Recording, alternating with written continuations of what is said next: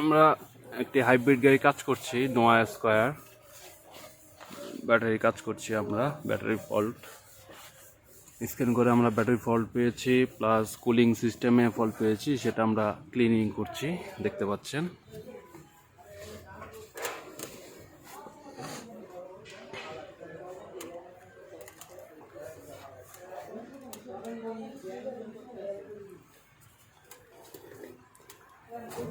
Okay.